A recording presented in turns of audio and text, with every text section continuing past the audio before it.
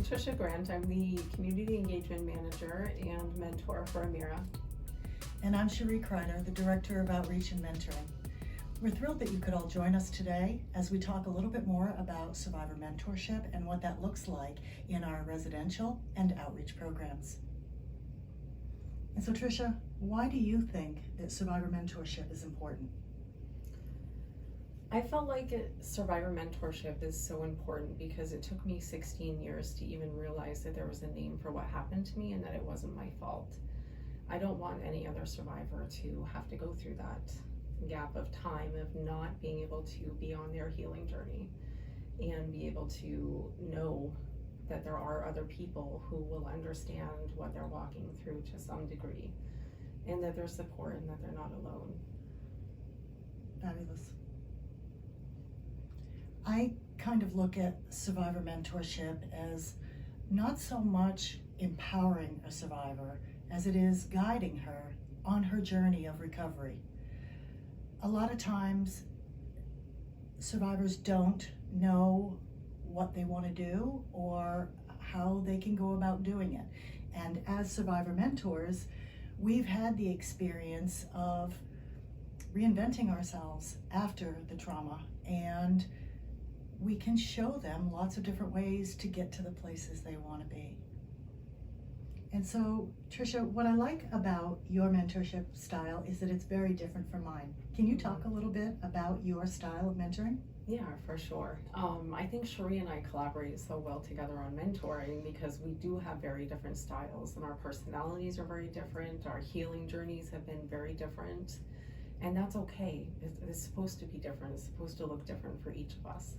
So I definitely feel like my style is more relational, more engaging as far as like we sit and play cards together, we drink coffee together, we meet at whatever place is going to make them feel most comfortable, and we just talk. And I spend a lot of time just getting to know who they are as a person, what their goals are, what they're looking to learn, and then I offer them tools, which you've given me a lot of those tools. So we balance each other out really well in that way. Cool. So what kind of things do you bring to your survivor mentorship when you start? I think the part of survivor mentorship that I enjoy the most is the educational piece, because a lot of trafficking survivors will come and they don't really understand their experience. They know that they were trafficked, but they don't really understand human trafficking. And so by helping them understand trafficking from a healthy perspective, that it wasn't their fault, that there were causes and conditions that made them vulnerable, and that there were systems in place that really didn't work well for them, I'm able to help them gain a full understanding of trafficking and where their experience fits in. And additionally, most of them don't understand how they were manipulated. I know we didn't. And so using curricula like Ending the Game helps to explain psychological coercion and gives them that feeling that they were played. There was a game played against them and they didn't know the rules and they had no chance of winning. And then in the process, they develop resiliency against that kind of coercion.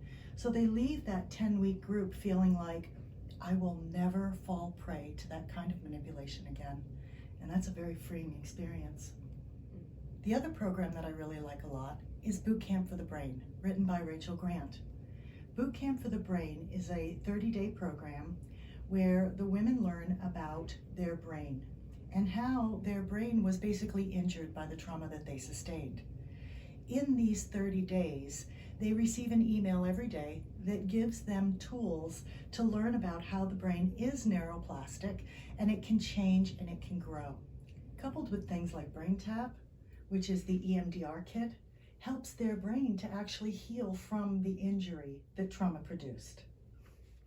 The other piece that I really like about mentorship is that the women develop the idea when we introduce a concept of the sisterhood of survivors.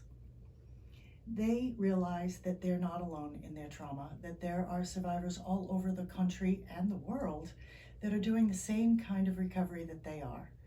And when they graduate from Amira, they look forward to attending some of those events where all of these survivor sisters are. And they develop this network of support around them that's not just national, but global. Yeah, I think that's one of the things that I love the most is that when we started our journey 8 years ago, we didn't have this. We didn't have this network of survivors, or at least we were not aware of this network of survivors. So we really had to collaborate together and work together on how are we going to support each other, and then bringing that out to other people. How are we going to bring this to other people? Because we didn't have this. And I feel like our healing journey took a lot longer because we didn't have these things. So what we're helping to do is to curb the time that it takes for somebody to get to a deeper healing level. So I feel like this is such a gift that we're able to offer Amira and to offer, women around the world, really, that we're able to collaborate with. Yeah. And Amira has offered us that opportunity. And I know one of the things that we were talking about earlier is this billboard on a church that I saw that helped me to understand mentoring at a different level of, we might be the only Bible people read. By living our lives out the way that Jesus intends us to, by living our lives out with love and hope, and being able to offer that to the women that we're working with at Amira and across the world. So that's the other piece of mentoring that I just am so grateful to be able to bring. Do you think that mentorship is reciprocal? For me, mentorship, I feel like for mentorship, for me, it allows me freedom from all of those years of feeling like I was alone. Like, I feel free from that because I know that we're helping women to not have those experiences. We're helping young people and older women to not have those same experiences. So it heals a part of me that was so broken, that I felt like would always be broken, that is no longer broken. Because each of these women that we're able to help, and each of these sisterhoods that we're able to create, definitely heals a part of me. I know for myself, I'm amazed at these younger survivors that are coming into our program, in that they're so smart. Yeah. They blow me away how intelligent they are. And they're very different from our experience in that they're much more socially justice minded. Mm-hmm. They're very quick to pick up these concepts that we present about public health, and even the concepts of coercion. When they finally have language for their experience, it's like they get it quick. And I don't know about you, but for myself, I feel like I learn as much from them as I'm able to share with them. It's amazing. Yeah, absolutely. Like, just what they learn through boot camp and all of the excitement that they feel when they're going through each day of emails and each of the steps that they have to take is so heartwarming for me. I know that those first 30 days at Amira can be such a learning process for them also. So they're not just sitting in their trauma, they're not just sitting in this unknown of this new program, but they have something else to focus on that helps them to get to a different level of healing. Absolutely. So many survivors come in and they say, I feel like I'm crazy. I feel like my brain has betrayed me. And that's a heartbreaking thing to hear, but I've also felt that way myself. And when they learn through boot camp and through the brain tap thing that their brain is doing exactly what it's supposed to do to keep them safe, they start realizing that they're not quite as broken as they thought they were, and that healing is possible, and that their dreams are not that far away. Yeah. It really gives them hope. And I think that hope is such an important thing, not just for them, but for us too. Yeah, for sure. I could not get through my days without hope, and the hope that we bring and the hope that they offer and that they're experiencing themselves. For sure. Do you want to take a minute to share how we came about? I would absolutely love to do that, yes. It's kind of a great story. Yes. So Cheri and I met because the very first time that I ever shared my story publicly about being trafficked, Cheri happened to be in the audience, and this was for a youth group.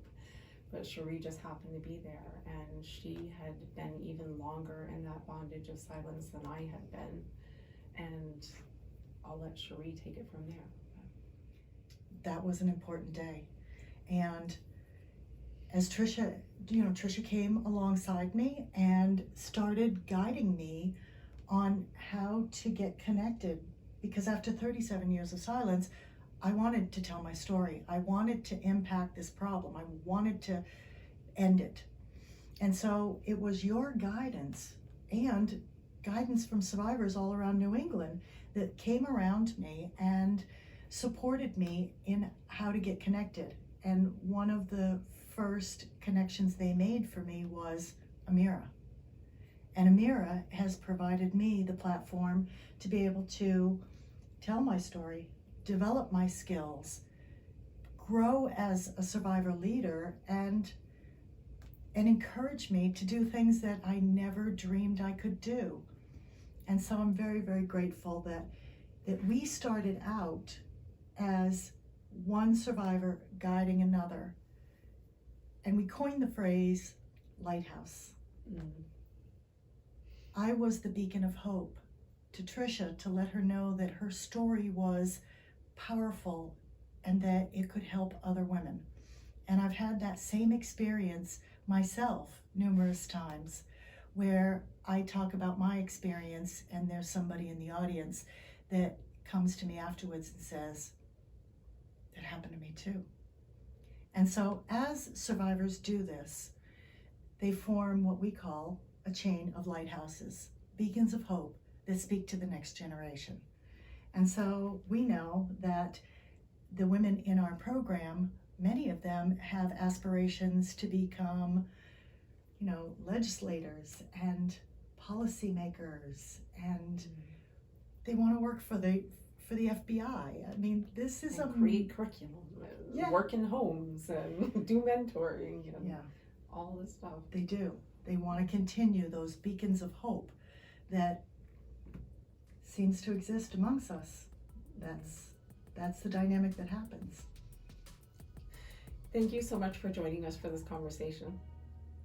We'd like you to know, Amira community, that it's because of your support that we're able to provide the level of survivor mentorship we do in our residential program and in our outreach program. So thank you so much.